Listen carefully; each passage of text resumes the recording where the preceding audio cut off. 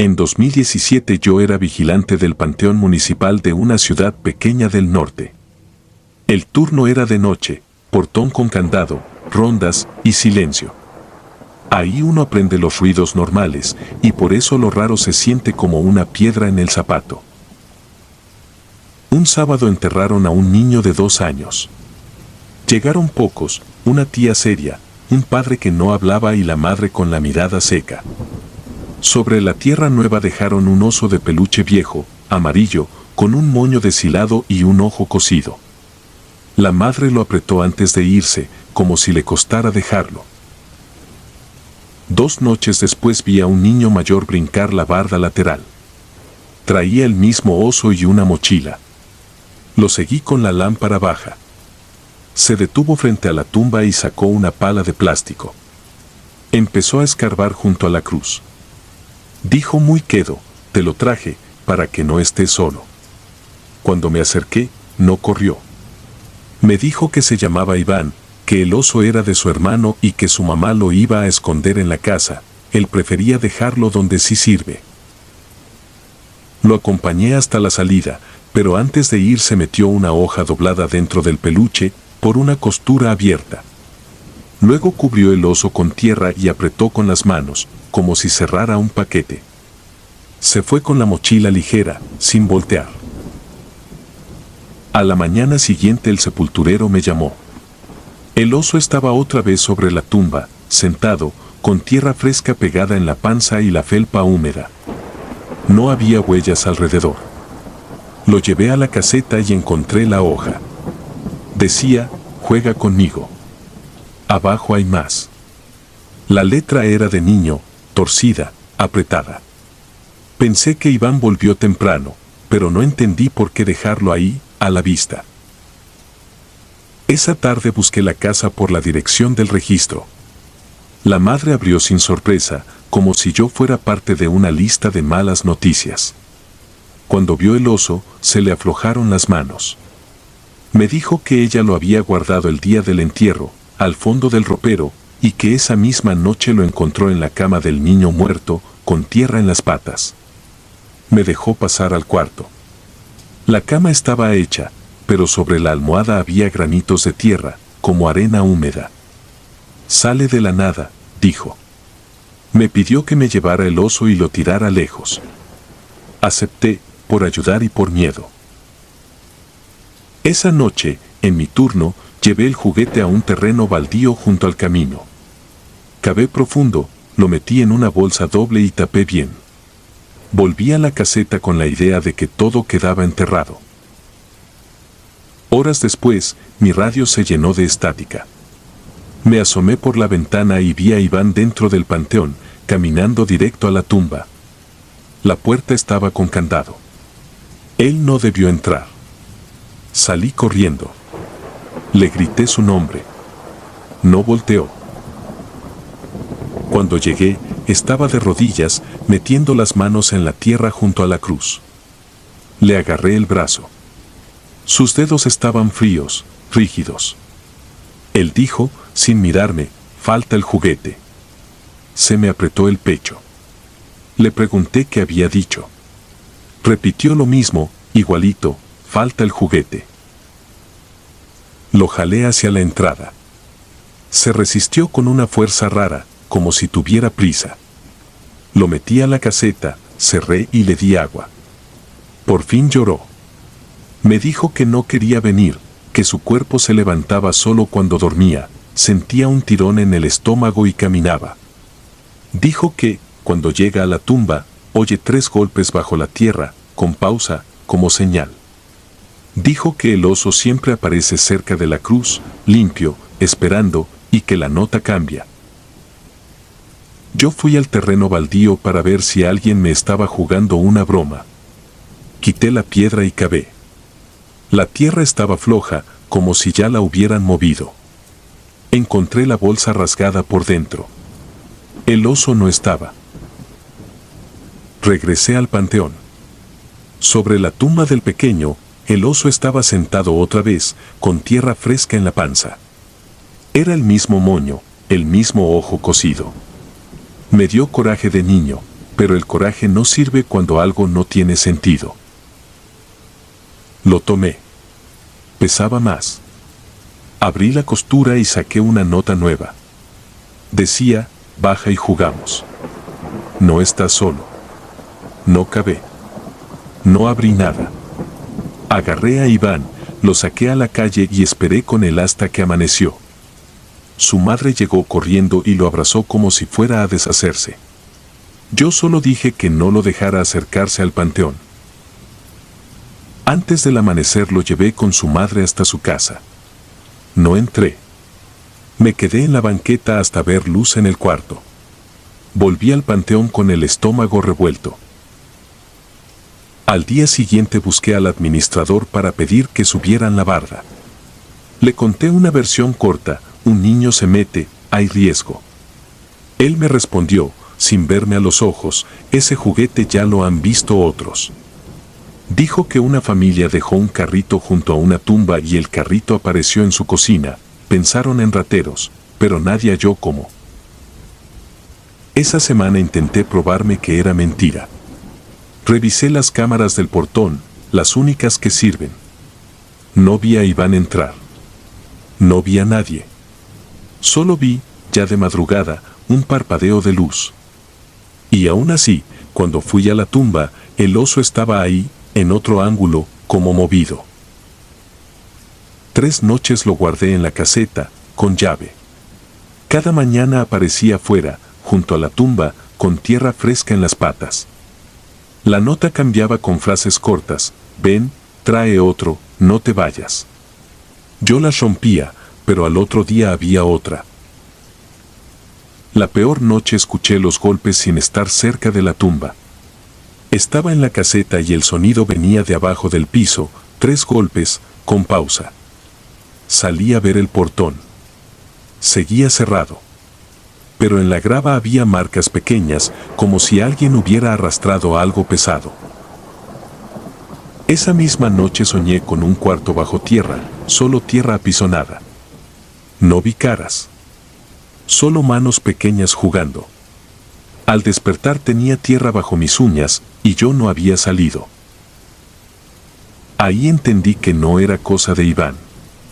Era algo que había encontrado un modo simple de llamar, un peluche, una nota, un juego. Y el juego, si lo aceptabas, no te soltaba.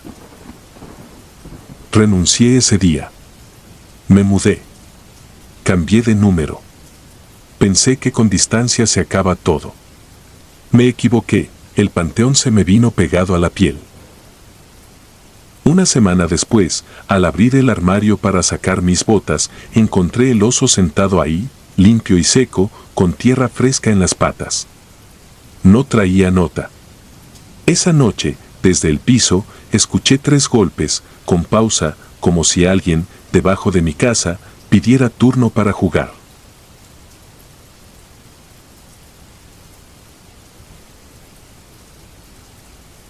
La fosa.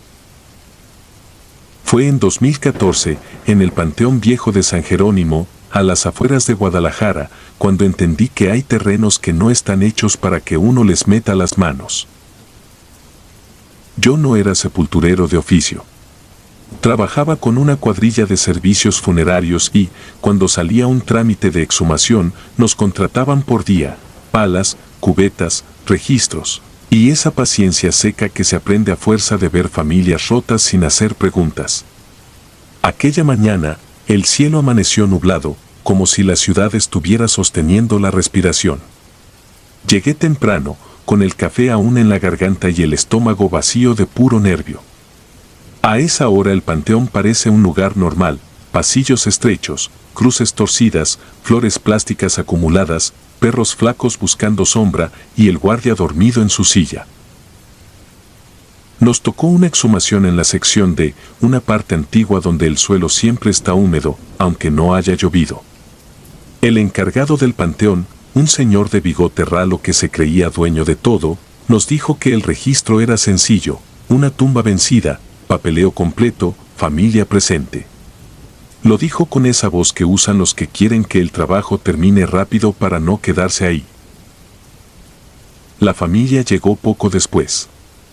No me gusta mirar demasiado, pero se notaba que venían cansados, la hija con los ojos hinchados, el hijo apretando papeles como si fueran a desbaratarse, una señora mayor rezando bajito sin mirar a nadie. Firmaron otra vez, aunque ya habían firmado, como si la tinta fuera un tipo de protección. Empezamos a cavar. Al principio todo fue normal, tierra compacta, raíces finas, piedritas. Luego, a menos de 1 metro, la pala empezó a entrar con una facilidad rara, como si debajo ya estuviera removido. Mi compañero Mauro se rió y dijo que nos estaba tocando suelo noble. Yo no me reí. Ese suelo no se sentía noble, se sentía gastado, como si lo hubieran trabajado demasiado, como si estuviera cansado. Cuando por fin llegamos al punto donde debía estar la caja, ocurrió lo primero que no cuadró, no apareció.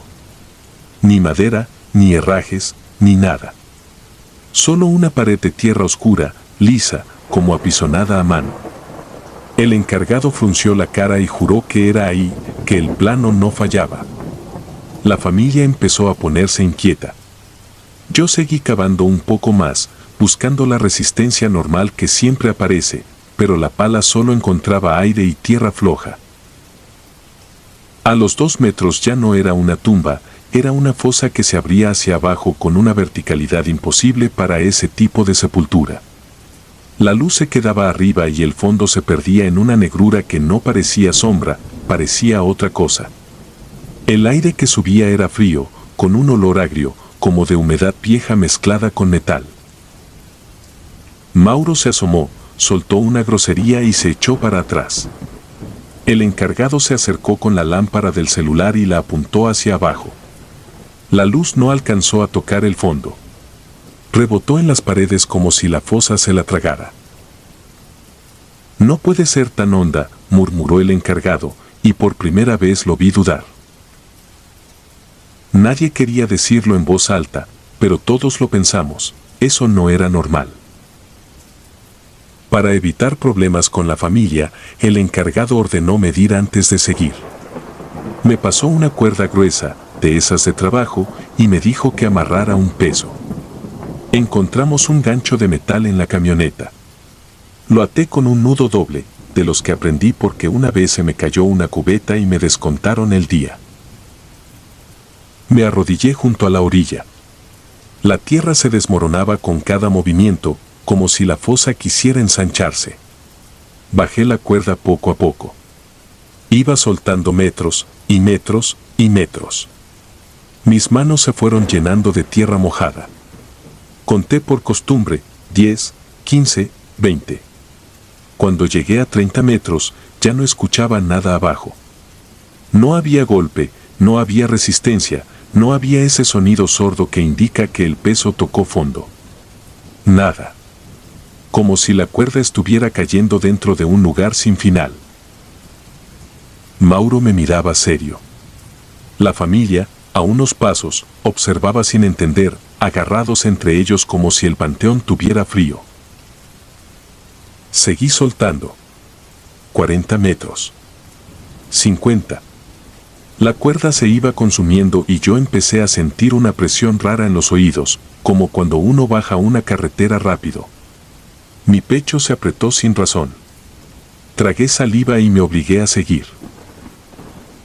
Fue entonces cuando la cuerda se tensó de golpe. No como cuando el peso toca fondo, no. Fue un tirón seco, deliberado, como si alguien al otro lado la hubiera agarrado con fuerza. Mi cuerpo se fue hacia adelante. Clavé los talones y jalé instintivamente para no caer. ¿Ya pegó?, preguntó el encargado, pero su voz sonó falsa, como si supiera que no era eso. Antes de que pudiera responder, sentí otro tirón, más fuerte. La cuerda vibró en mis manos. Mauro se acercó y me sostuvo por el cinturón. No había viento, no había maquinaria, no había nada que explicara esa tensión viva. Por un segundo pensé que el gancho se había atorado en una raíz grande o en alguna estructura, pero el tirón no era de algo atorado. Era una respuesta. Empezamos a recoger cuerda. Yo jalaba y Mauro enrollaba. El encargado iluminaba con el celular. La cuerda subía con una facilidad extraña, como si abajo la estuvieran soltando al mismo ritmo. Eso fue lo que más me inquietó. No se sentía como si estuviéramos venciendo peso. Se sentía como si alguien estuviera colaborando. Cuando el gancho apareció al fin, llegó acompañado de algo que no estaba ahí cuando la bajé. Atado al nudo, como si alguien lo hubiera amarrado con calma, venía un diente humano. Grande, amarillento, todavía con un pedazo de raíz pegada, como arrancado a la fuerza. La cuerda estaba húmeda, pero no era agua limpia. Era una humedad espesa, con olor a drenaje viejo.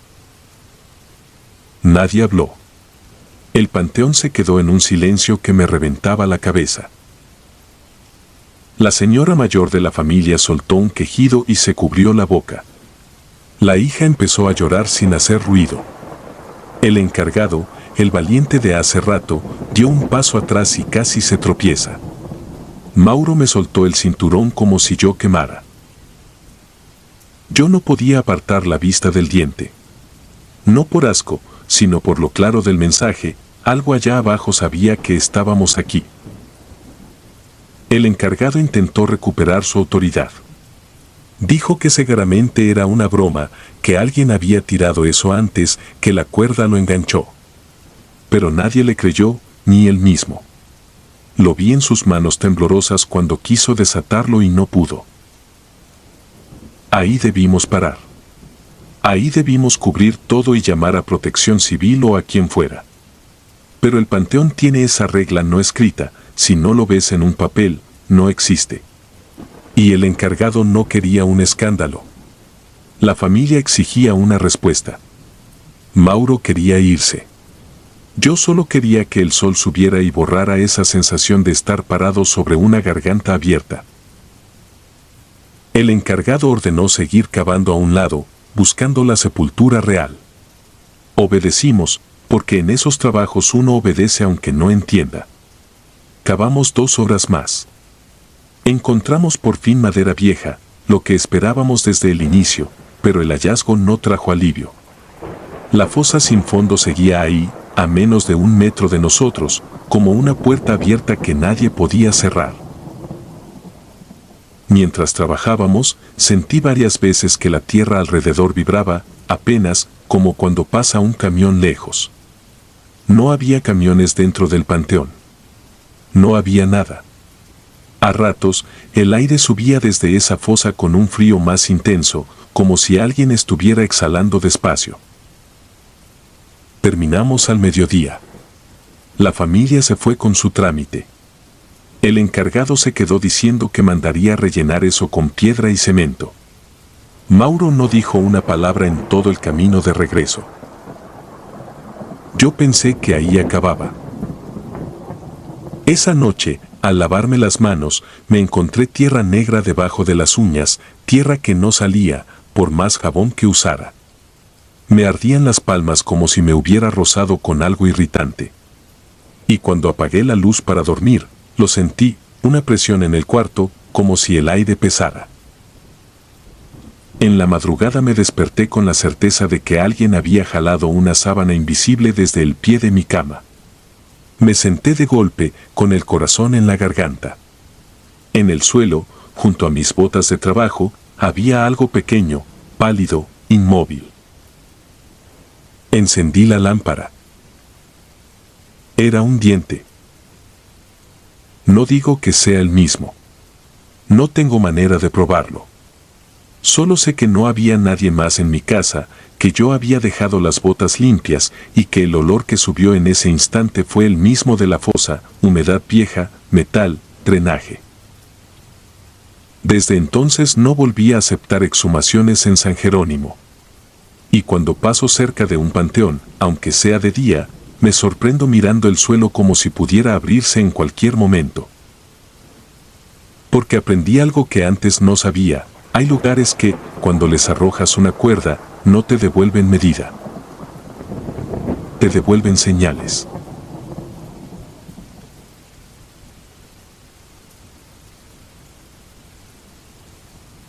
sepulturero ciego. Fue en 2017 cuando trabajé unas semanas como ayudante temporal en el Panteón San Gabriel, a las afueras de Navolato, Sinaloa. Yo acepté por necesidad, sin pensar en historias. Mi chamba era simple: cargar tierra, limpiar pasillos, acomodar cruces caídas y apoyar en entierros cuando faltaba gente. La primera noche que me tocó turno, el encargado me dijo algo que sonó a broma, pero no se rió. Si lo ves, no le estorbes. No pregunté. Creí que hablaba de algún velador pesado o de un loco que se metía. El panteón de noche se siente distinto, no es el miedo de película, es la sensación de estar en un sitio donde nadie debería andar respirando a esas horas. Los árboles crujen, las placas reflejan la luz como si te miraran de vuelta, y el aire huele a humedad vieja mezclada con flores marchitas. Esa misma noche lo vi. Venía por el pasillo central, despacio, arrastrando una carretilla vacía. Iba solo. Era un anciano flaco, con camisa de manga larga abotonada hasta arriba, pantalón oscuro y botas gastadas. Traía un bastón y, sobre todo, una venda blanca en los ojos, bien amarrada, como si no quisiera que se le viera nada. Lo raro no fue la venda. Lo raro fue su caminar. No iba tanteando. No buscaba la pared ni las lápidas con la mano. No contaba pasos. Caminaba como alguien que conoce el terreno de memoria, como si el piso le hablara.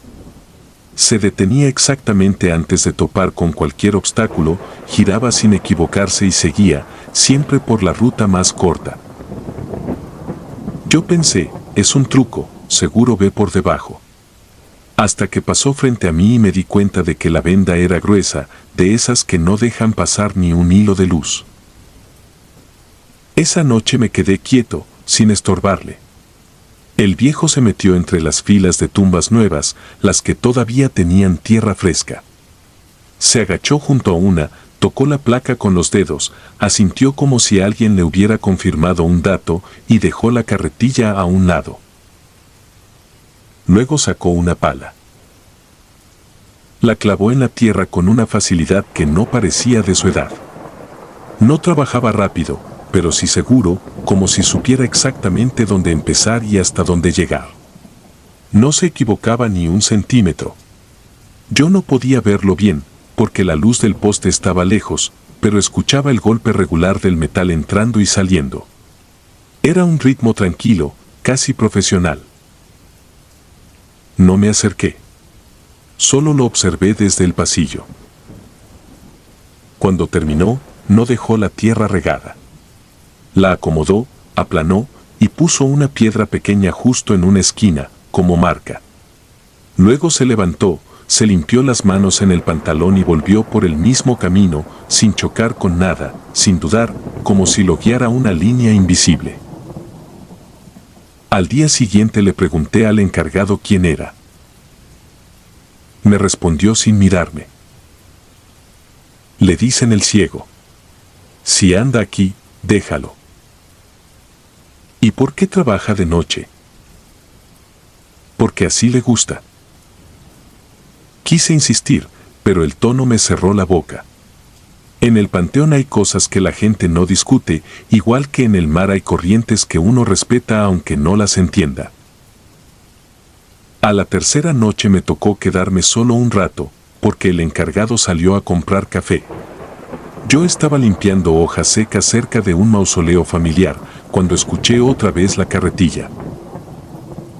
El viejo venía con la misma calma. Esta vez pasó más cerca. Yo, por curiosidad, caminé detrás, a distancia, cuidando no hacer ruido. Quería descubrir si llevaba algún tipo de guía, una cuerda, algo. No vi nada. Solo su bastón tocando el suelo de vez en cuando, como si confirmara lo que ya sabía. Llegó a un área vieja del panteón, donde las tumbas tienen letras borradas y las cruces ya no se sostienen. Ahí se detuvo frente a una lápida sin nombre. La tocó, sonrió leve y murmuró algo tan bajo que no entendí. No era una oración.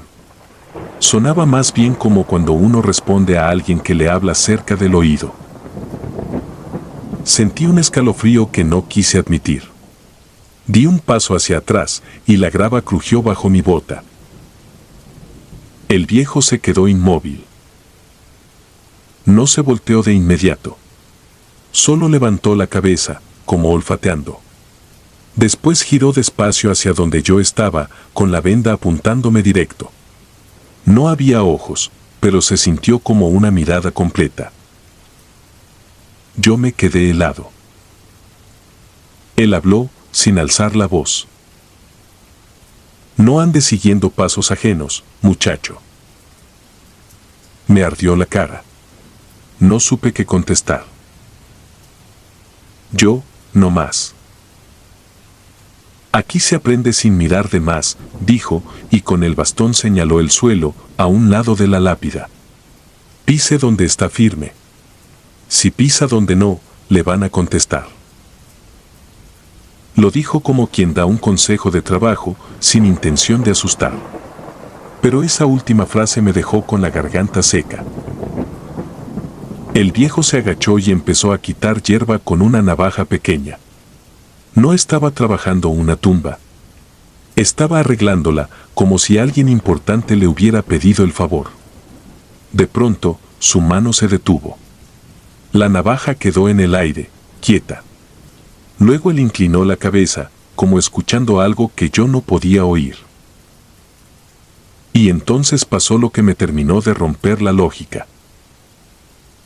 Él extendió la mano hacia la oscuridad, hacia un espacio vacío entre dos tumbas, y la movió como si tomara la muñeca de alguien. Sus dedos se cerraron en el aire con una precisión brutal. Después, dio un paso, como siguiendo a un acompañante. Otro. Y otro. Su bastón no marcaba el camino. Solo iba por costumbre. Yo no vi a nadie. Pero su brazo estaba tenso, como cuando alguien te jala sin prisa. El viejo caminó 2 metros así, tomado de algo que no estaba, y se detuvo justo frente a una tumba reciente, una de las nuevas. Se soltó, se agachó, tocó la placa, y dijo: «Ya llegamos». Lo dijo con una ternura rara, casi familiar. Yo tragué saliva. Quise creer que se trataba de una maña para orientarse, una forma de imaginar el camino, pero no cuadraba. Nadie finge esa tensión en el brazo. Nadie llega acompañado sin compañía. Esa noche, cuando volvió el encargado, yo me fui directo con él y le conté, bajito, lo que había visto. Su cara no cambió. ¿Te habló? Sí. ¿Te dijo que no pisaras donde no? Asentí. El encargado soltó el aire, como resignado. Mira, te lo voy a decir así, aquí hay gente que llega con asuntos pendientes. Y hay quien se queda, aunque ya no tenga voz. Ese viejo hace lo que hace para que el panteón no se descomponga. ¿Cómo que no se descomponga? Que las cosas se queden en su lugar. No pregunté más. No quería respuestas que no pudiera cargar. Pasaron 2 noches tranquilas. Hasta la última semana, cuando tuve que ir por una herramienta que se nos olvidó en la bodega de atrás, pegada a la zona más vieja. Eran casi las 2 de la mañana. El panteón estaba callado, con ese silencio que parece tener peso. Abrí la puerta de la bodega, y ahí estaba el viejo. Sin carretilla. Sin pala. De pie, frente a la pared, como esperando. La venda seguía puesta. Y aún así, su cabeza giró hacia mí en cuanto entré, como si me hubiera visto con claridad. «Te tardaste», dijo. «Solo vine por la herramienta». Él levantó el bastón y lo apoyó en el suelo, justo delante de mis pies. Su mano temblaba un poco, pero su voz no. Hoy no se cruza por el pasillo central, me advirtió. Hoy se rodea. ¿Por qué? El viejo no respondió al instante. Inclinó la cabeza otra vez, como escuchando. Luego habló con una calma que me heló. Porque andan buscando a quien no se enterró donde debía. Sentí que el estómago se me cerraba. En el panteón, un error de ubicación no es un error administrativo. Es otra cosa. Yo recordé la tumba que lo vi acomodando, la piedra de marca, el cuidado casi cariñoso. ¿Y si cruzo? El viejo acercó el bastón y tocó el suelo con un golpe seco, como si sellara una orden. Si cruzas, te van a seguir a tu casa. Y no vas a saber de quién son los pasos hasta que ya estés adentro. Ahí fue cuando entendí que el miedo más grande no estaba en el panteón. Estaba en llevarte algo del panteón contigo. Esa noche rodeé, como me dijo. Me fui pegado a la barda, por donde el pasto está alto y las cruces se ven de lado. Llegué a la caseta temblando, con la herramienta en la mano, sin mirar atrás. Al día siguiente renuncié. Antes de irme, pasé de día por donde lo vi trabajar la primera vez. Busqué la piedra pequeña que había puesto como marca. No estaba. En su lugar, la tierra estaba perfecta, aplanada, como si nunca la hubieran movido. La placa tenía un nombre distinto al que recordaba. Me acerqué, leí 2 veces, convencido de que mi mente me estaba jugando una mala pasada. El encargado me vio y se paró junto a mí. ¿Ves?, me dijo. Por eso no se le estorba. Yo le pregunté si el viejo seguía trabajando ahí. El encargado tardó un segundo en responder, como eligiendo las palabras. Aquí siempre ha estado, mientras el panteón lo necesite. Me fui con el sol en la cara, intentando sentir alivio. Esa noche, ya en mi casa, me acosté temprano. Quise dormir como alguien normal. Pero cuando apagué la luz, escuché algo que no debía estar ahí. Un golpe suave. Regular. Como un bastón confirmando el piso. Y, por primera vez, entendí lo que el viejo me quiso decir. Hay caminos que no se olvidan y hay cosas que aprenden a encontrarte aunque cierres los ojos.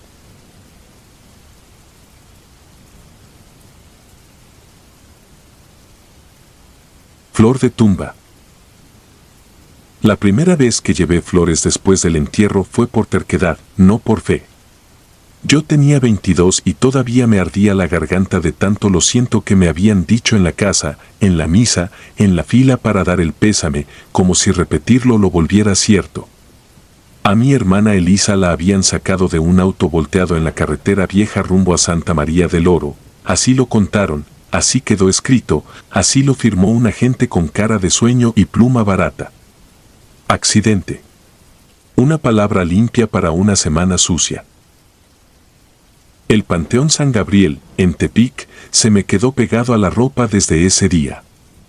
El polvo fino del camino, el olor a humedad guardada, las veladoras chuecas que ya nadie enderezaba. Volví el siguiente sábado con un ramo de alelíes porque a Elisa le gustaban, siempre decía que parecían flores bien educadas. Empecé a ir cada semana, siempre sola, siempre temprano para no cruzarme con la gente que va a rezar en bola y a llorar en voz alta. Yo no quería ruido, yo quería señales pequeñas, algo que me dejara dormir. Al tercer mes ya conocía la rutina del panteón como se conoce un barrio. La señora que vendía agua afuera, el perro viejo que dormía bajo una cruz grande, el cuidador que barría por compromiso y por costumbre. A veces yo lo saludaba con la mano y él respondía sin mirarme, como si en ese lugar mirar a los ojos fuera una falta de respeto. La tumba de Elisa estaba en la parte del fondo, donde el terreno se hunde un poco y el pasto nunca termina de levantarse. Mamá eligió ese sitio porque está tranquilo, dijo, y yo no discutí, pero desde el principio me inquietó que alrededor hubiera lápidas sin nombre, solo con números gastados, como si alguien hubiera querido ahorrar también en el recuerdo. Una mañana de noviembre, el aire venía pesado, con esa humedad que anuncia lluvia sin decidirse. Yo llegué con flores blancas y un listón morado, lo amarré como siempre, limpié el mármol con la manga de mi suéter y me quedé unos minutos con la vista fija en la fotografía ovalada. La cara de Elisa parecía otra ahí, demasiado ordenada, demasiado quieta, como si esa imagen hubiera pertenecido a alguien que nunca fui capaz de conocer. Entonces vi el papel. Estaba metido entre el marco de la foto y el mármol, doblado en 4, protegido como si alguien lo hubiera escondido con prisa. No era un recado que se hubiera volado con el viento, estaba puesto con intención. Al principio pensé que sería de esas estampitas o una oración que dejan los desconocidos, pero el papel era liso, de cuaderno, y tenía una mancha de tierra en una esquina, como si lo hubieran apretado con dedos sucios. Me temblaron las manos al sacarlo. No por miedo a lo extraño, sino por esa intuición que llega antes que la razón. Lo abrí despacio, esperando una sorpresa tonta, y lo que encontré me dejó sin aire. La letra era de Elisa. No una letra parecida, no una imitación. Era su manera de comerse las A, de alargar las L, de poner un punto demasiado alto en las I. Yo la había visto escribir listas del súper, recados en el refrigerador, nombres en sus libretas. Esa letra me conocía. Decía, estoy viva. No fue un accidente. Mamá lo sabe. No había firma, no había fecha. Solo esas 3 frases, apretadas, como si no hubiera habido tiempo para más. Me senté en el borde de la tumba porque las piernas se me apagaron. El panteón entero pareció inclinarse, como si todo el lugar se hubiera movido 1 centímetro hacia abajo. Me obligué a respirar y a mirar alrededor. Nadie cerca. Solo el perro viejo, al otro lado, levantando una oreja. El cuidador estaba lejos, barriendo hojas que volvían a caer. El cielo se había oscurecido. Guardé el papel en la bolsa interior de mi chamarra como si fuera un billete o una prueba, como si alguien pudiera quitármelo. Ese día no recé. Me fui directo a la casa. En el camión, cada bache me recordaba la frase, mamá lo sabe. Yo pensaba en la carretera, en el informe, en el ataúd cerrado. Pensaba en la cara de mamá esa semana, en su manera de apretar los labios cuando alguien preguntaba detalles. Pensaba en algo que había dicho un vecino, sin mala intención, qué bueno que no quedó desfigurada, y como mamá lo miró como si lo odiara. En la casa, la encontré en la cocina, cortando verduras. Tenía el radio prendido bajito, como siempre, para no escuchar los pensamientos. Yo me quedé parada en la puerta, mirándola un segundo que se me hizo largo. Ella levantó la vista y supo, de alguna forma, que yo traía algo encima. Saqué el papel. No se lo aventé, no se lo mostré como acusación. Solo lo puse en la mesa, al lado del cuchillo. Mamá lo leyó sin mover los labios. Vi cómo su mano buscó el borde de la mesa, cómo sus dedos se apretaron hasta ponerse blancos. No lloró. Eso fue lo peor. ¿De dónde lo sacaste?, preguntó, y su voz sonó como cuando uno habla para no gritar. Le dije la verdad, estaba en la tumba, escondido. Mamá se llevó el papel al pecho, como si el papel doliera. Luego lo volvió a poner sobre la mesa, alisándolo con una calma que no era calma, sino control. No me negó la letra. No dijo eso no es de ella. No dijo alguien se burla. Solo me miró con un cansancio viejo. Ya no vayas, dijo. Fue la frase más injusta que me ha dicho en la vida. No sé, no ayúdame, no tenemos que ir a la policía. Ya no vayas, como quien tapa un bote de basura para que no huela. Yo le exigí una explicación sin subir la voz, porque si subía la voz sentía que algo se rompía para siempre. Mamá se levantó y cerró la puerta de la cocina, como si el resto de la casa no debiera escuchar. Entonces, por primera vez desde el accidente, vi miedo en ella, un miedo práctico, de esos que no vienen de cuentos sino de decisiones. Me dijo que esa semana, cuando a Elisa la llevaron al hospital, no se la dejaron ver. Que le pidieron firmar papeles rápido. Que una mujer con uniforme le dijo que era mejor así, que por su bien, que para que no se quedara con esa imagen. Mamá aceptó porque estaba sola, porque estaba aturdida, porque confió en una autoridad que no tenía nombre.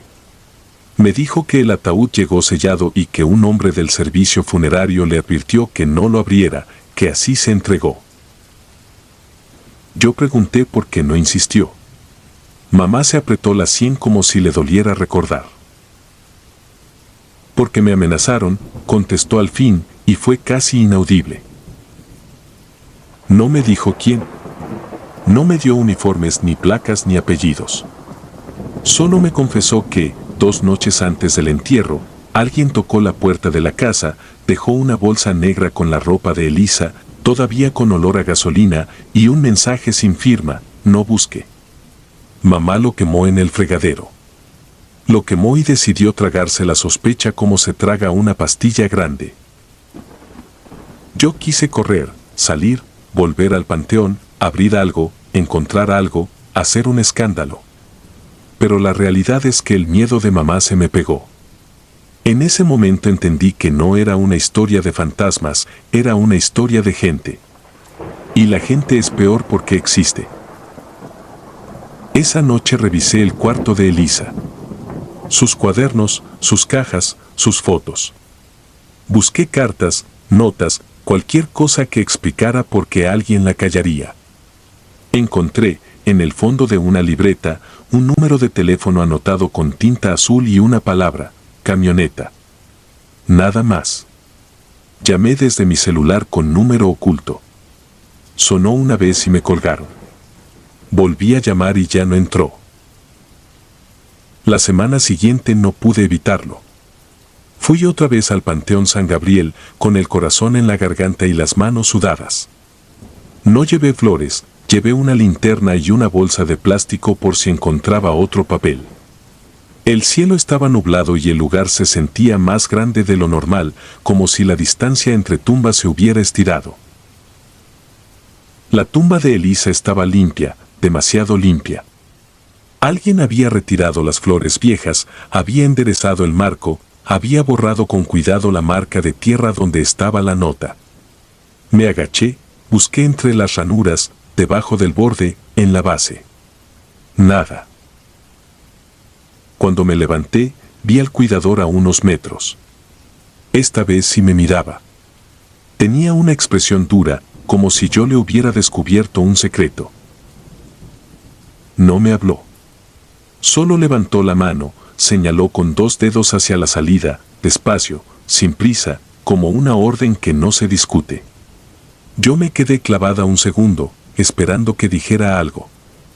Él acercó la escoba al suelo, trazó una línea en la tierra, una raya larga frente a mí, separando la parte donde yo estaba del camino principal, como si dibujara un límite. Luego bajó la vista y siguió barriendo, pero su cuerpo estaba tenso, listo para correr o para llamar a alguien. Me fui. Caminé sin voltear hasta la reja. Afuera, la señora del agua no estaba. El puesto estaba vacío. El perro viejo tampoco estaba. Sentí un alivio breve al salir, y al mismo tiempo una vergüenza rara, como si yo hubiera abandonado a mi hermana por segunda vez. Esa noche, al llegar a casa, encontré la puerta principal entreabierta. Mamá estaba sentada en la sala, con las manos juntas, sin televisión, sin radio. En la mesa había un florero con alelíes blancos, recién cortados, como los que yo había llevado la primera vez. Mamá me miró sin decir nada. En ese silencio entendí lo que más me dolió, que la nota no era un milagro ni una broma, era una advertencia. A mí me la dejaron porque sabían que yo sí iría, porque sabían que yo preguntaría, porque sabían que yo no iba a obedecer fácil. Y a mamá le dejaron flores para recordarle que seguía vigilada. Desde entonces, cada vez que paso cerca de un panteón, me llega ese olor a tierra húmeda y me cambia el pulso. No volví a ver una nota. No volví a encontrar pruebas. Pero hay noches en que sueño con la letra de Elisa, no con su voz, no con su cara, con su letra. Y en el sueño, las palabras cambian como si alguien escribiera de nuevo encima. Lo peor no es pensar que mi hermana pudo estar viva. Lo peor es entender que, si lo estuvo, alguien decidió que yo jamás lo comprobara, y que mi madre, por miedo, ayudó a cerrar la puerta.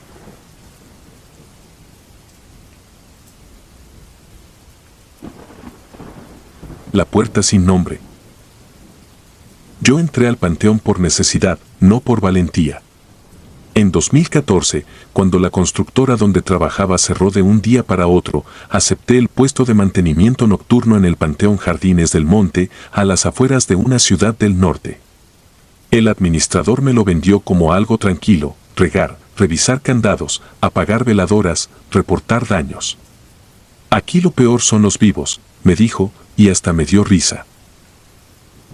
Las primeras semanas fueron normales, monótonas, con ese olor a tierra fría y flores viejas que se te pega en la ropa. Yo caminaba con lámpara, libreta y un radio que casi nunca agarraba señal. El velador anterior me dejó un cuartito con un catre, un termo y una lista de rondines. El panteón, visto de día, parecía ordenado: pasillos rectos, secciones por apellidos, capillas pequeñas, bancas, árboles. De noche era otra cosa. El mismo orden se volvía una cuadrícula que no terminaba, un lugar donde cada sombra parecía estar esperando tu paso para moverse. Lo que cambió todo fue una carpeta manchada de humedad que encontré en el archivo de la administración. Yo estaba buscando llaves duplicadas cuando vi una caja de cartón aplastada, marcada con plumón, planos viejos. Dentro había recibos, permisos, papeles de los años 80 y al fondo un mapa grande doblado muchas veces, de esos que huelen a papel guardado por décadas. La tinta estaba deslavada, pero se alcanzaba a ver el trazo del panteón, solo que no era el mismo. Ese plano tenía algo que el panteón real no mostraba: una sección subterránea. Al principio pensé que era un proyecto que nunca se hizo. Pero el mapa estaba detallado con medidas, accesos, marcas de ventilación y un dibujo que me llamó la atención. Bajo una parte antigua, cerca de la barda trasera, aparecía un rectángulo enorme, con letras claras: puerta sellada. No soy de imaginar cosas por deporte. Así que al día siguiente, con luz, comparé el plano con el terreno. Las líneas coincidían demasiado: el ángulo de la capilla, el camino de grava, el pozo de agua, la bodega. Solo una parte no coincidía: la esquina donde el plano marcaba un acceso. En el panteón actual había un mausoleo colectivo sin placa, solo concreto liso y un candado moderno. Le pregunté al administrador. Se quedó serio como si le hubiera mencionado una deuda. Me dijo que esos papeles no servían, que eso se tapó hace años, y me pidió que no anduviera desenterrando problemas. No explicó más. Solo me recordó que mi trabajo era cuidar el lugar, no investigarlo. Esa respuesta, en lugar de apagarme la curiosidad, me la encendió. La primera noche que volví con el plano, lo llevé doblado bajo la chamarra, como quien carga una cosa indebida. La luna apenas iluminaba y el viento levantaba las hojas secas contra las lápidas. En la radio sonaba estática, a ratos, como si alguien apretara el botón sin hablar. Yo me concentré en mis pasos, en el chirrido de la grava, en no darle vueltas a la cabeza. Aún así, en cada cruce de pasillo tenía la sensación de que el panteón no era exactamente el mismo de siempre, como si la distancia entre una tumba y otra hubiera cambiado 1 centímetro para hacerte perder la ruta. Llegué al mausoleo sin placa, el del candado moderno. La puerta era de metal pintado, recién, comparado con el resto. Tenía una argolla con cadena gruesa. No había veladoras, no había flores, no había nombres, nada. Parecía construido para que nadie se quedara ahí ni un minuto. En el plano, justo ahí, había una marca pequeña, registro. Busqué alrededor. A la derecha, entre maleza y una base de concreto, encontré una tapa rectangular de hierro, a ras del suelo. Estaba cubierta con tierra y una capa de hojas. La limpié con el pie. Tenía 2 orejas para levantarla. Y estaba sin candado. Me quedé un rato mirando, con la lámpara apuntando a la tapa, esperando que mi propio miedo se me pasara. No escuché pasos, ni voces, ni nada raro. Solo ese silencio pesado que hacen los lugares donde nadie quiere quedarse. Respiré hondo, metí los dedos en las orejas de la tapa y tiré.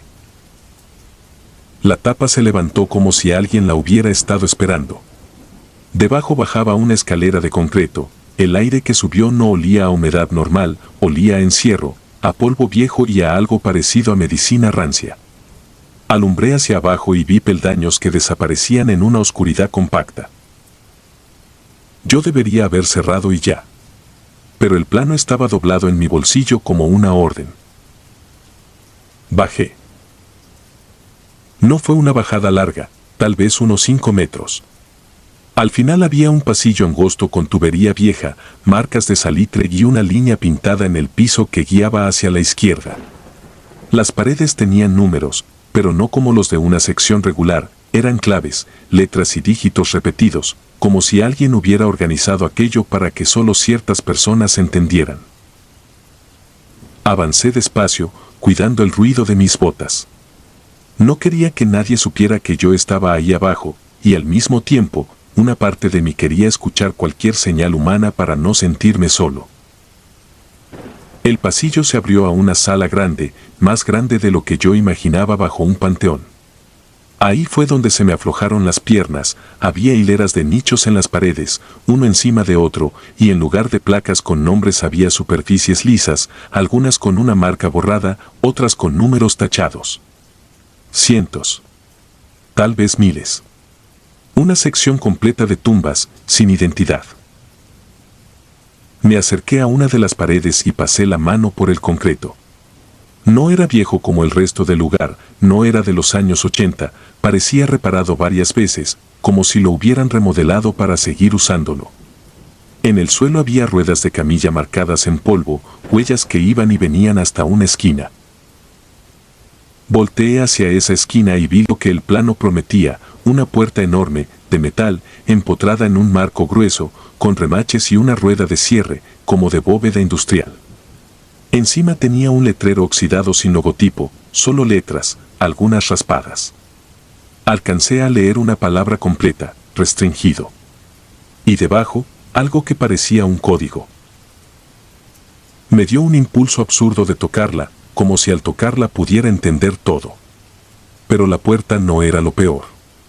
Lo peor era lo que había frente a ella, un altar improvisado, sin santos, sin fotos, solo cera derretida, vasos de plástico y una libreta abierta, empapada por la humedad.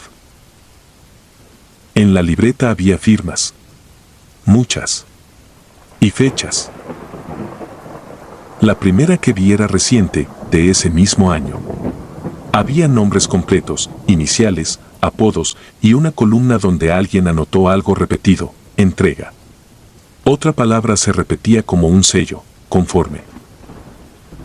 Ahí fue cuando entendí que aquello no era un proyecto abandonado, era un lugar activo, oculto, sostenido por manos de gente que subía a la superficie y sonreía como cualquiera. El panteón era la máscara de algo más. Y entonces escuché mi radio. No una voz, no una frase, sino el sonido de alguien respirando cerca del micrófono. Un jadeo leve, desesperado, como si el aparato hubiera quedado prendido en el bolsillo de otra persona y esa persona estuviera a mi lado. Miré el radio, estaba apagado. Aún así, el sonido seguía, y con él llegó un golpe seco, muy distante, que pareció venir de detrás de la puerta. Yo me quedé congelado. Esperé otro golpe. No llegó. En su lugar, el aire cambió, como cuando se abre un refrigerador enorme. Mi lámpara parpadeó una vez, y el haz de luz se fue hacia arriba por sí solo, iluminando el techo de la sala. Allá arriba, en una viga, había una cámara. No era vieja. Era una cámara moderna, con un foco infrarrojo encendido. En ese momento sentí la vergüenza del ladrón y el miedo del que ya fue visto. Me guardé el plano a toda prisa, cerré la libreta como pude, y retrocedí sin dejar de apuntar la lámpara. Quise correr, pero las piernas no me respondían bien. Cuando por fin di la vuelta al pasillo, escuché algo que me heló más que cualquier golpe, pasos arriba, sobre la tierra del panteón, justo encima de mi cabeza, caminando con calma, como quien sabe a dónde va. No eran mis pasos. Subí los escalones casi sin aire. Empujé la tapa de hierro con las manos temblorosas y logré dejarla en su lugar. Me quedé unos segundos abrazado al suelo, escuchando. El panteón estaba en silencio otra vez, pero ese silencio ya no era normal, era un silencio que vigila. Regresé al cuartito del velador sin mirar atrás. Dejé el plano dentro del casillero y lo cerré con llave. No dormí. Me senté con la espalda contra la pared, esperando el amanecer como si fuera un rescate. A la mañana siguiente, el administrador me recibió con una cara que no le había visto nunca. No me preguntó si estaba bien. Solo me puso una hoja enfrente, era mi baja por recorte. Me daba el finiquito en efectivo, ahí mismo. Firma aquí, me dijo, y su mano tapó parte del papel, justo donde normalmente vienen las razones. Yo firmé porque quería salir. Cuando me levanté, él se inclinó y me habló bajito, sin coraje, sin amenaza directa, como si me estuviera dando un consejo de familia. Hay planos que se pierden solos. No volví al panteón. Nunca conté esto con detalles porque suena a mentira, y porque aprendí que hay lugares donde la verdad no necesita convencer a nadie para seguir funcionando. A veces, cuando paso cerca de un cementerio, me fijo en las secciones sin placas, en los muros lisos, en las construcciones nuevas que no combinan con lo viejo. Y me acuerdo de esa cámara encendida bajo tierra. Lo único que me quedé fue con una certeza que todavía me quita el sueño. En ese lugar, los nombres no se borraron por accidente. Se borraron para que nadie pudiera reclamar a los que faltan, y para que una puerta sellada pudiera seguir cerrada, sin que nadie pregunte qué hay del otro lado.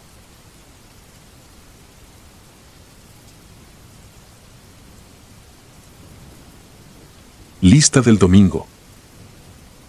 Entré a trabajar al Panteón Municipal en 2011, cuando todavía creía que el miedo se quedaba del lado de afuera de la reja. No era un empleo raro en mi familia, mi tío fue sepulturero, mi abuelo cuidó jardines, y yo solo buscaba algo estable, un turno tranquilo, un lugar donde el ruido de la ciudad no te persiguiera hasta la cama. El panteón parecía eso, silencio, sol, el canto ocasional de un pájaro y el crujido de la grava bajo las botas. Los primeros meses aprendí el ritmo, los martes llegaban los que venían a arreglar con prisa, los viernes aparecían los de las flores de plástico y el fin de semana el panteón se llenaba de familias con cubetas, escobas y veladoras. Me acostumbré a escuchar rezos sin querer, a ver gente llorando de pie, a lidiar con perros callejeros que se metían a dormir bajo las bancas de concreto. También me acostumbré a una idea sencilla, aquí todo se queda quieto. Eso cambió un domingo al mediodía. No lo vi llegar, solo lo noté ya adentro, como si el panteón lo hubiera aceptado sin pedirle credencial. Era un hombre flaco, alto, con sombrero viejo, camisa de manga larga a pesar del calor y un costal de manta al hombro. Caminaba como quien conoce el lugar de memoria, sin voltear a los pasillos principales, directo hacia la parte más olvidada, el fondo, donde las lápidas están chuecas y los nombres ya casi no se leen. Yo estaba barriendo cerca de la entrada y me llamó la atención por una razón tonta, nadie iba hacia allá por gusto, menos en domingo, cuando el sol cae encima como mano pesada. Lo seguí con la mirada hasta que se perdió entre los cipreses y entonces lo escuché. Cantaba. No fuerte, no bonito, tampoco desafinado. Era una melodía antigua, de esas que no sabes de dónde la conoces, y sin embargo te da la impresión de que alguien te la cantó cuando eras niño y estabas enfermo. Lo raro era que no parecía cantarle al aire, cantaba como quien lee algo por dentro, como quien va marcando un orden. Ese primer domingo pensé que era un loco inofensivo, algún devoto raro que venía a cumplir una promesa. Al segundo domingo lo volví a ver. Al tercero también, exacto al mediodía, exacto la misma ruta, exacto el mismo canto. Nunca lo vi entrar ni salir por la puerta. Solo aparecía, trabajaba y, cuando yo me decidía a seguirlo, ya no estaba. Me dio curiosidad, luego molestia. La zona del fondo estaba descuidada porque el presupuesto nunca alcanzaba, y yo ya tenía suficiente con el resto como para permitir que un extraño se metiera a hacer quién sabe qué. Así que un domingo, el cuarto, llevé el radio en el cinturón y caminé tras él, despacio, sin hacer ruido con la grava. Lo encontré arrodillado frente a una tumba sin flores, sin foto, con el apellido casi borrado. Traía una brocha, una botellita de agua y un trapo. Limpiaba con paciencia, como si estuviera preparando una mesa para visita importante. Luego acomodó dos piedras pequeñas a los lados de la lápida, sacó de su costal una rama de romero y la dejó sobre el nombre. Volvió a cantar, más bajito, y al final pasó la palma de la mano sobre la tierra, alisándola, dejando todo perfecto. Yo estaba a unos metros, y aún así sentí algo incómodo en el estómago, una presión que no venía del calor. Pensé en hablarle, pero me detuve cuando vi lo siguiente: el hombre sacó una libreta, abrió en una página marcada con hilo, y con un lápiz fue apuntando algo como si estuviera pasando lista. No escribía rápido, escribía seguro, como quien no necesita pensar. Una ráfaga de viento levantó polvo, las hojas secas se movieron, y el canto se apagó de golpe. El hombre cerró la libreta, metió todo al costal y se puso de pie. Me miró, y fue la primera vez que tuve la certeza de que sabía que yo lo seguía desde antes, que me había permitido llegar hasta ahí. No dijo nada. Solo me sostuvo la mirada con una calma que no era humana, o por lo menos no era de este lugar. Después caminó hacia un pasillo lateral, cruzó entre dos mausoleos y lo perdí. Cuando llegué, no estaba. No había puerta, no había salida, solo muros y lápidas. Ese mismo domingo, en la tarde, encontré la primera señal de que algo no estaba bien. Una tumba, 2 filas más allá de donde lo vi, tenía la tierra levantada, como si alguien hubiera empujado desde abajo. No había herramientas cerca, ni huellas claras, ni rastro de gente. El montículo era pequeño, pero suficiente para que se notara. Pisé alrededor con cuidado, buscando hundimientos, y sentí la tierra blanda, recién movida. Tomé una pala y quise emparejar, por puro instinto. Cuando metí la hoja, el suelo cedió con facilidad, como si estuviera cansado de sostener su propio peso. Dejé eso como animal y me quise convencer. Pero al siguiente domingo apareció otra tumba igual, y al siguiente otra más. Siempre en el fondo, siempre en tumbas olvidadas, siempre después del mediodía. Empecé a revisar los registros del panteón, por trabajo y por terquedad. Encontré nombres que nadie reclamaba, pagos vencidos, parcelas marcadas como sin renovación. El patrón era claro, las tumbas que se levantaban eran de gente que ya no tenía a nadie. Me pareció una coincidencia triste, hasta que un lunes llegué temprano y vi algo que me dejó helado. La zona que el hombre limpiaba estaba impecable. No más o menos limpia. Impecable como nunca la habíamos tenido. Las lápidas sin letras brillaban. Las cruces de hierro, sin óxido visible. Las malezas, cortadas al ras. Y sobre varias tumbas, exactamente sobre la parte donde va el nombre, aparecía una ramita de romero, fresca, como recién cortada. En el trabajo uno aprende a desconfiar de lo que ve, porque siempre hay explicaciones. Alguien quiso ayudar, alguien pagó, alguien se metió. Pero nadie se mete a limpiar lo que nadie visita, y menos con ese esmero. Además, había algo más. En 2 lápidas, donde antes no se alcanzaba a leer casi nada, ahora el apellido se distinguía, como si el tiempo se hubiera echado para atrás. Ese domingo me quedé esperando desde las 11:30. Me escondí detrás de una capilla pequeña, con vista a los pasillos del fondo. El sol se clavaba en la nuca y aún así sentí frío en los antebrazos. A las 12 en punto, el canto empezó sin que yo viera a nadie, y luego lo vi, el hombre ya estaba ahí, arrodillado, como si hubiera estado todo el tiempo y yo apenas pudiera enfocarlo. No quise gritarle ni correr. Me acerqué con cuidado, apretando la linterna en la mano como si eso sirviera de algo. Cuando estuve a unos pasos, él levantó la vista y, sin abrir la boca, el canto se me metió en la cabeza. No era sonido en el aire, era una idea repetida, un ritmo que empujaba mis pensamientos hacia un lugar antiguo. Entonces abrió su libreta. No vi su letra, vi nombres. Muchos. Filas completas. Y al lado de varios, una marca como de cumplido.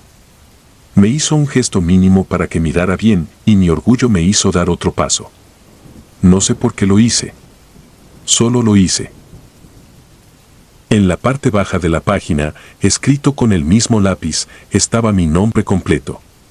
Con mis 2 apellidos. Con la misma forma en que lo firmo en la nómina. Al lado, no había marca, pero había una fecha, el domingo siguiente. Sentí que se me secaba la boca. Quise preguntarle qué significaba, pero la voz no me salió. Él pasó la hoja, como si no fuera gran cosa, y señaló otra línea, la tumba frente a nosotros, la que había limpiado el primer día que lo vi. En la piedra, bajo la capa de polvo que yo no había notado antes, estaba un apellido que reconocí de inmediato, el de mi madre, el de mi familia.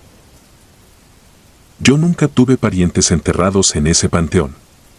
O eso creía. Me fui de ahí sin correr, pero con las piernas temblando. Volví a la caseta, me senté, tomé agua, traté de convencerme de que era una broma cruel, de que alguien había revisado mi credencial, de que el tipo solo era un fanático. Pero esa noche, al cerrar los ojos, escuché la melodía como si me la cantaran desde el otro lado de la pared, y soñé con tierra empujándose, con lápidas enderezándose solas, con romero fresco en lugares donde nada debería crecer. El domingo siguiente pedí cambiar turno. Dije que me sentía mal. Mi jefe se rió y me dijo que los domingos eran tranquilos, que dejara de inventar. Aún así, logré que un compañero me cubriera medio día. Me fui a mi casa y me encerré. Apagué el teléfono.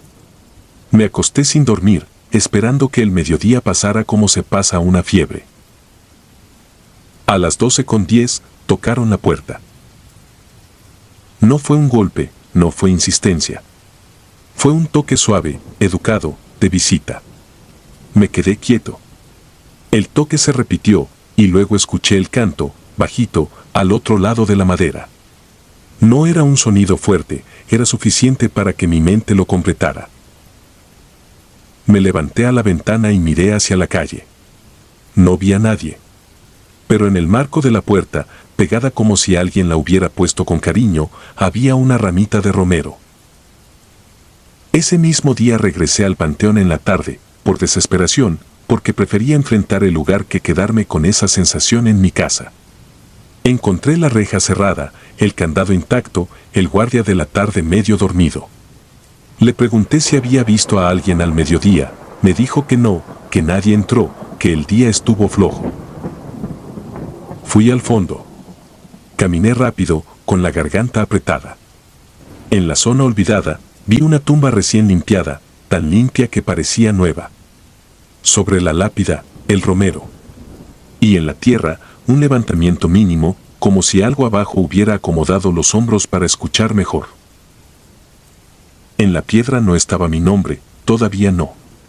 Pero había un espacio libre, justo donde caben letras. Desde entonces, cada domingo al mediodía, me encierro donde sea que pueda, lejos de cualquier puerta, lejos de cualquier reja. A veces funciona. A veces no. Porque el problema no es que él entre, el problema es que, cuando canta, el panteón entero recuerda a los que dejaron de recordar, y si tu nombre ya está en su libreta, no importa dónde te escondas, ya fuiste anotado en la lista del domingo.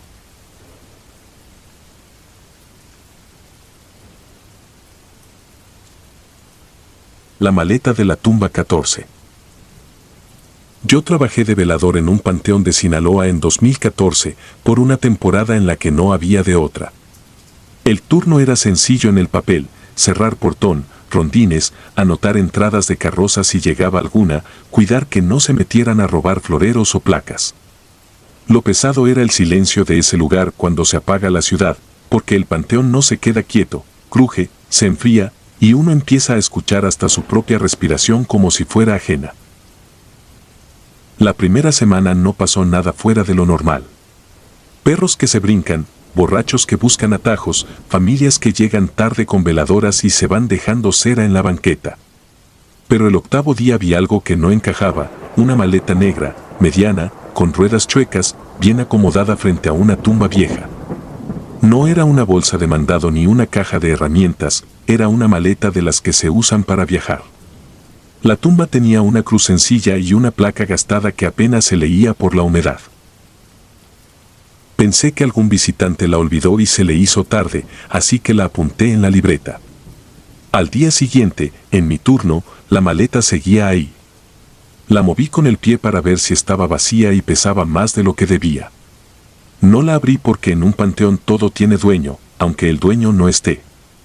La dejé y marqué el detalle en el reporte. La tercera noche volvió a estar, pero no era exactamente la misma. La rueda derecha tenía lodo fresco y el asa retraída olía a perfume barato, como de alguien que se arregló con prisa.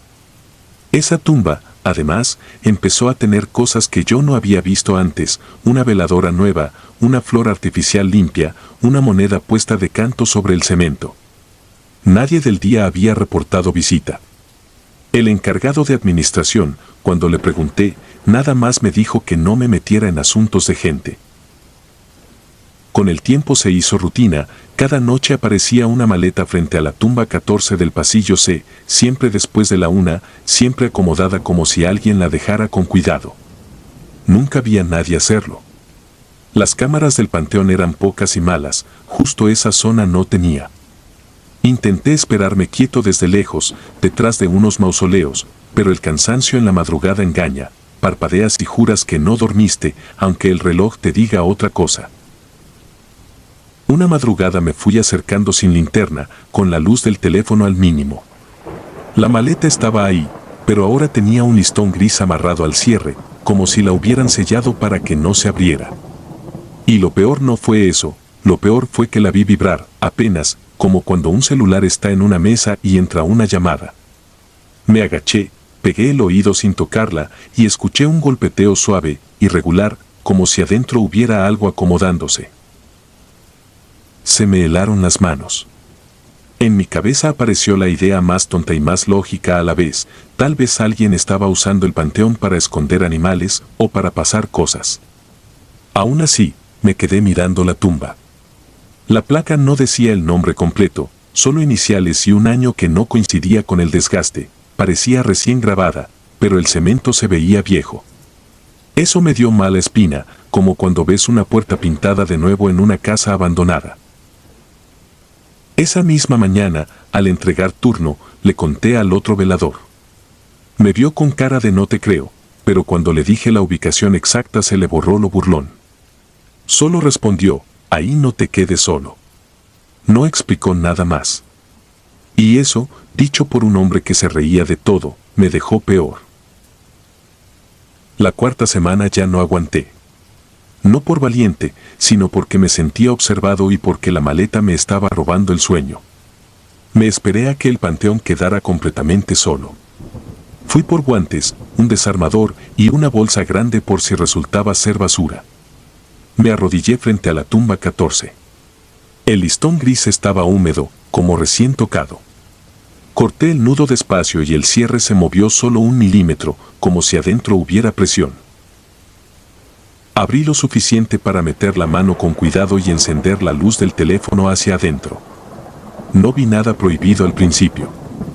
Había ropa doblada, una cobija vieja, una cartera con credenciales y encima una bolsa de plástico con tierra del mismo panteón, todavía pegajosa. Pero al enfocar mejor, vi lo que se movía: Una bolsita transparente, de esas para guardar tornillos, llena de uñas recortadas, mechones de cabello y listones de veladora todavía con cera. Cosas pequeñas, humanas, que alguien junta como si fueran parte de un trámite. Mi primer impulso fue cerrar y largarme. Pero vi un sobre manila con mi apellido escrito, con letra clara, como si alguien me conociera. Me tembló el estómago. Ese sobre no tenía por qué estar ahí.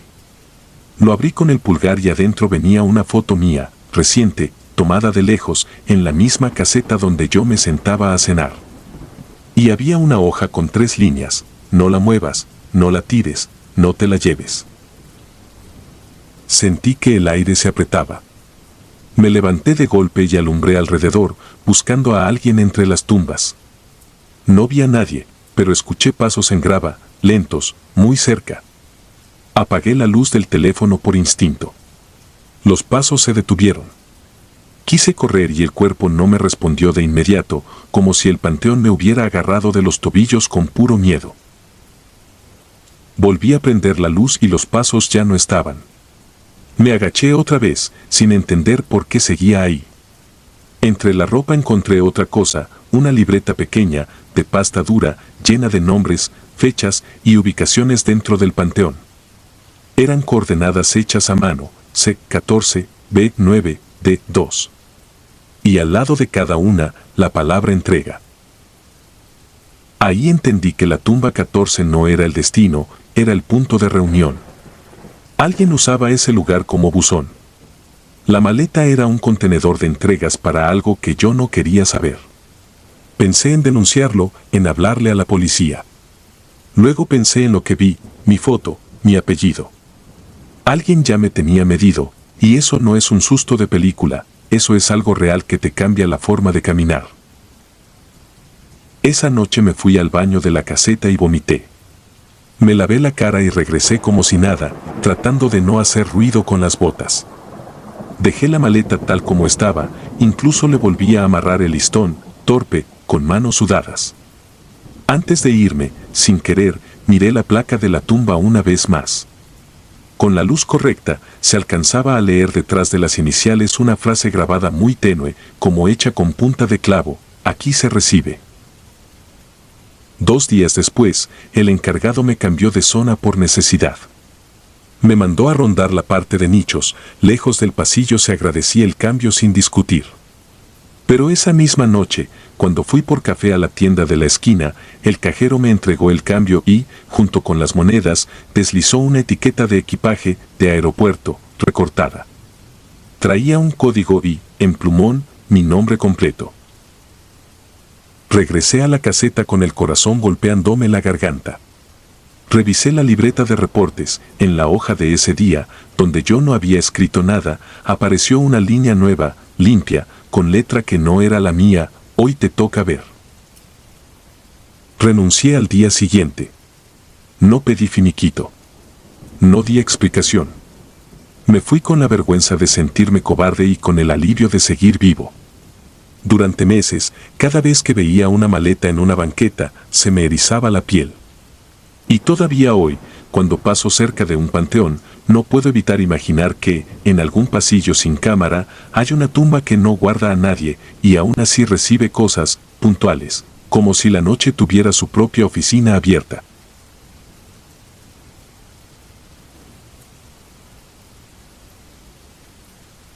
Negativos. No lo conté durante años porque suena a invento y porque cada vez que lo intento recordar con calma me vuelve esa sensación pegajosa de estar siendo observado, como si el aire tuviera ojos. Pero pasó. Y pasó en un cementerio, de día, con gente alrededor, con perros callejeros buscando sombra, con un vendedor de flores gritando ofertas en la entrada. Lo peor de todo es que, si no fuera por las fotos, yo mismo habría terminado creyendo que lo imaginé. Fue en 2012, cuando todavía estudiaba y me ganaba unos pesos haciendo retratos para eventos. No era artista, yo solo cumplía con encargos: 15 años, bautizos, sesiones en parques. Una tarde, una maestra me habló de un concurso local, serie fotográfica sobre esculturas funerarias.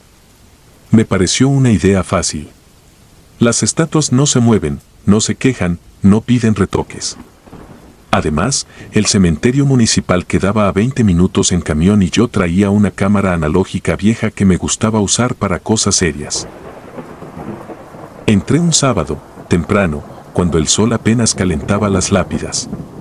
Pagué mi entrada, saludé al velador y le dije que venía a tomar fotos para la escuela.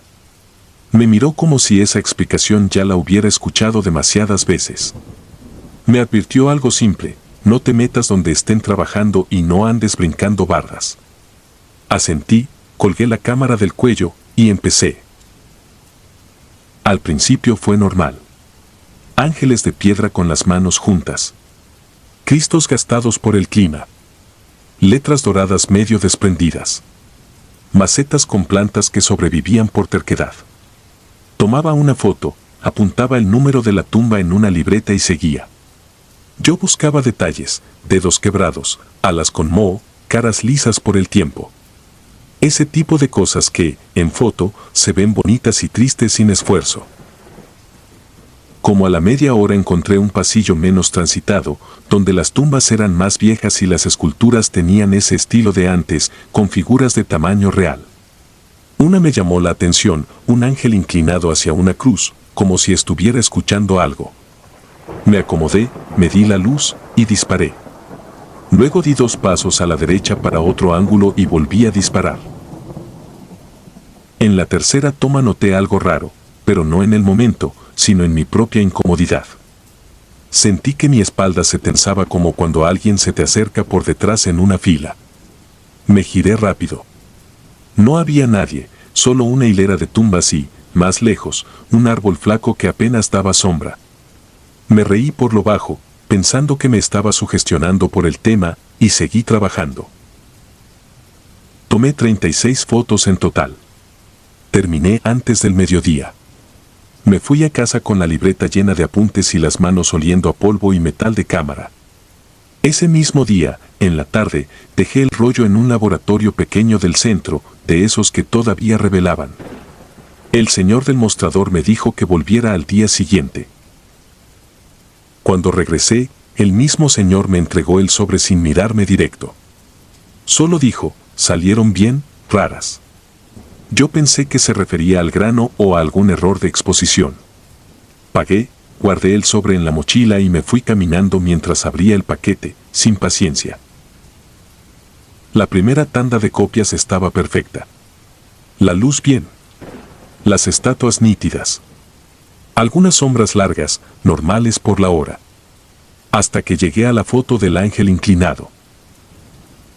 En esa imagen, a la derecha de la cruz, había una figura que yo no vi al disparar. Parecía una mujer de piedra, alta, con un velo tallado.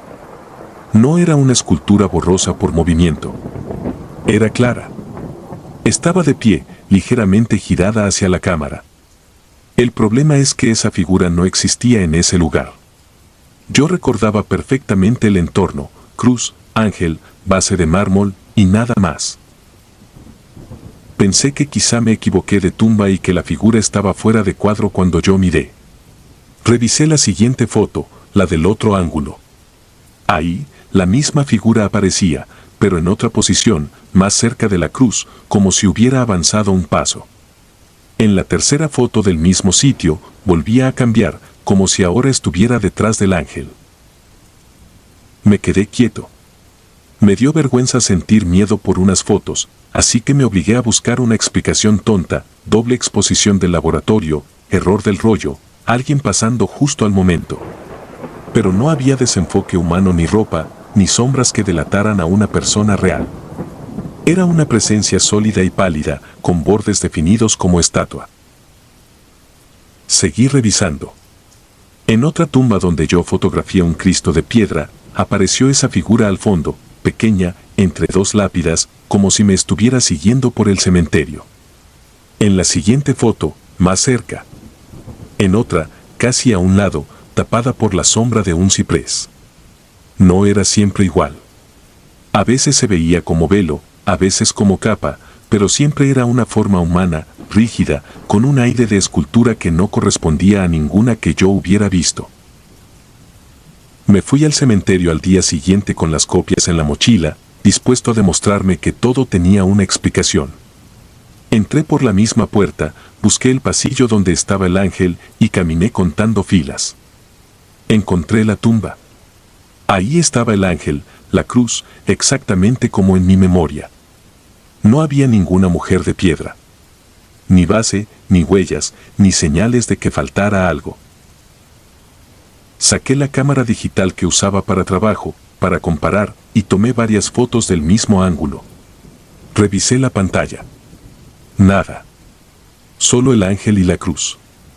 Sentí un alivio extraño, como si el problema se hubiera quedado en el rollo. Guardé la cámara y me agaché a ver la base del mármol. Había una placa vieja con un apellido y una fecha.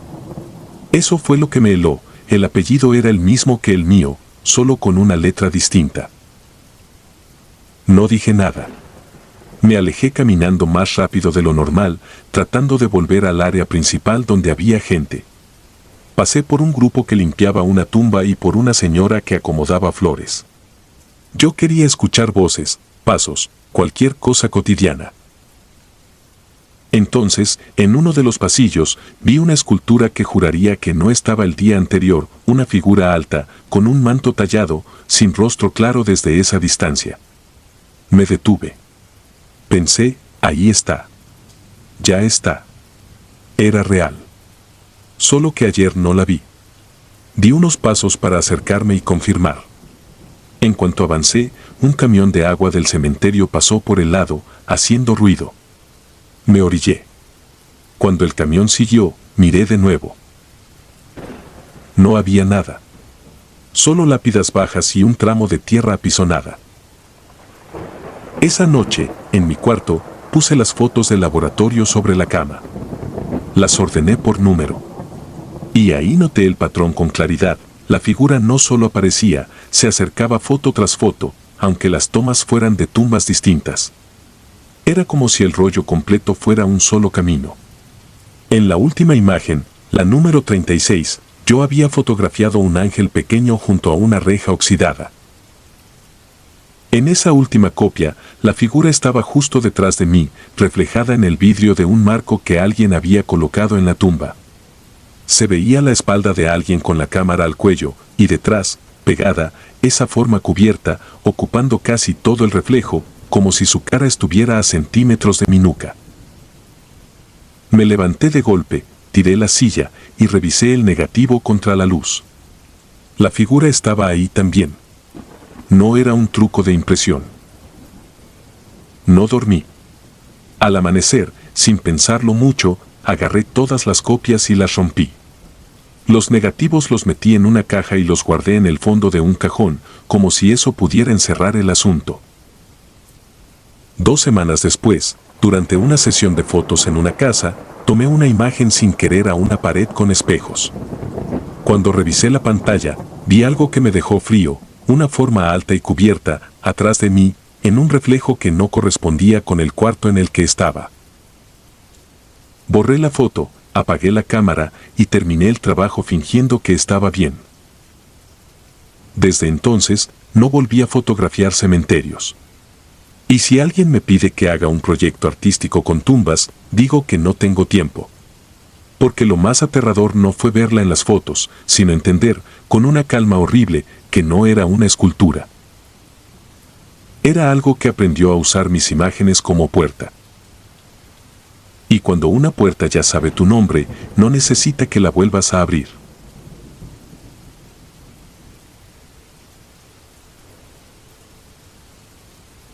El de la esquina. La primera vez que lo vi fue en 2013, en el Panteón Municipal de una ciudad que prefiero no nombrar. Yo tenía 23 y trabajaba ahí, barrer pasillos, enderezar cruces, deshiervar, abrir y cerrar el portón. Con el tiempo te acostumbras a casi todo, a la tierra pegada en las uñas y al silencio cuando se van los familiares. Ese jueves enterraban a un muchacho que murió en carretera. Llegó mucha gente. Había rezos, café en vasos, celulares grabando. Yo esperaba la señal del sepulturero para acercar herramientas cuando levanté la vista hacia la esquina norte, pegada a la barda donde siempre crece humedad. Ahí estaba. Una figura con capucha oscura, de pie, inmóvil.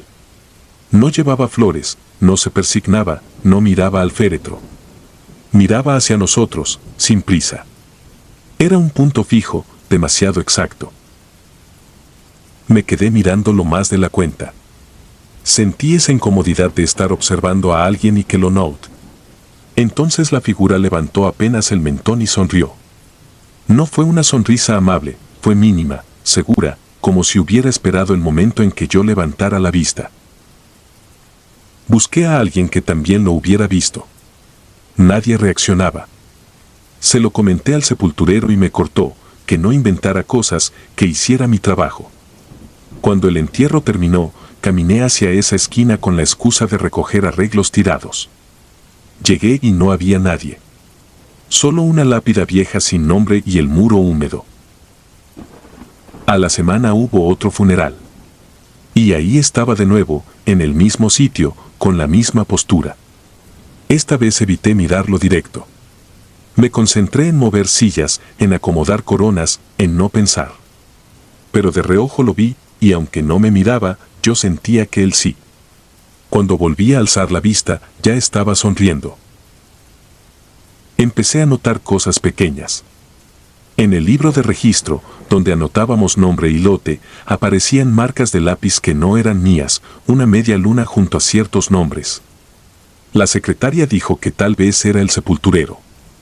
El sepulturero juró que él solo usaba pluma. Y las marcas seguían. Una noche me quedé a cuidar porque habían robado floreros. Me encerré en la caseta con una lámpara y un radio viejo. El foco del pasillo parpadeó y se apagó. Salí a revisar el tablero y el panteón, sin luz, se sintió más grande. Caminé hacia la esquina norte sin querer. Ahí estaba la figura, aunque no había funeral. Quieto. Esperándome. Me acerqué un poco, pensando en un ratero, en un bromista. La lámpara iluminó la capucha y, por un instante, vi que debajo no se distinguían rasgos claros. No era oscuridad normal, era como si la cara fuera un lugar sin detalle. Bajé la lámpara. Cuando la levanté otra vez, la figura ya no estaba.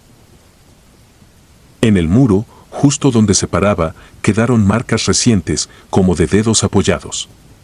Y arriba, a la altura de mi cara, una línea curva, como una sonrisa dibujada con grasa.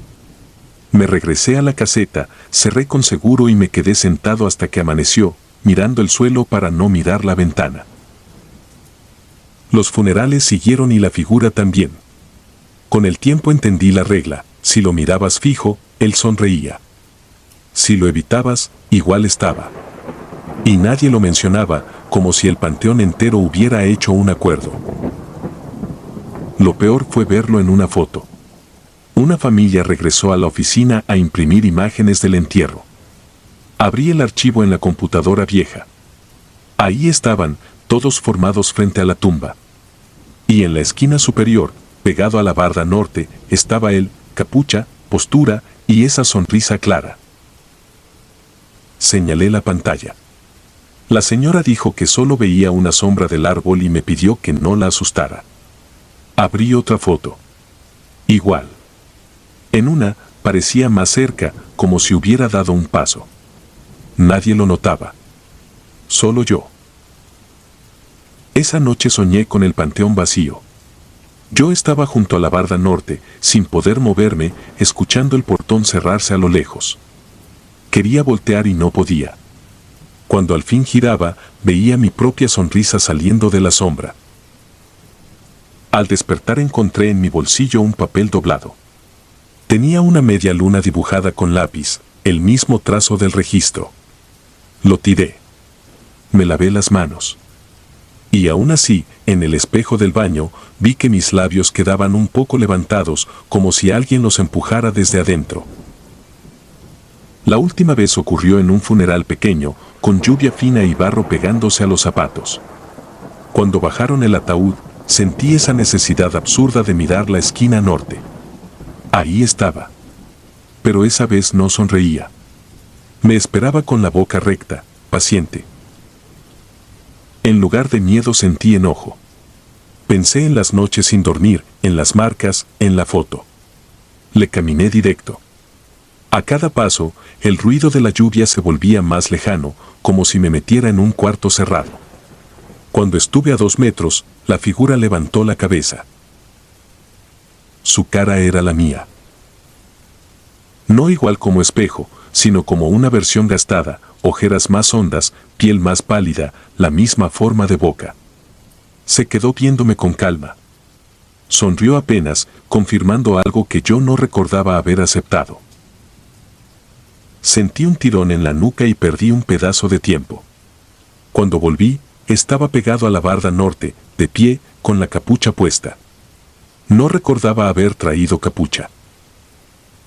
A lo lejos vi al sepulturero terminando el trabajo y vi a mí, el de siempre, caminando hacia la salida sin voltear.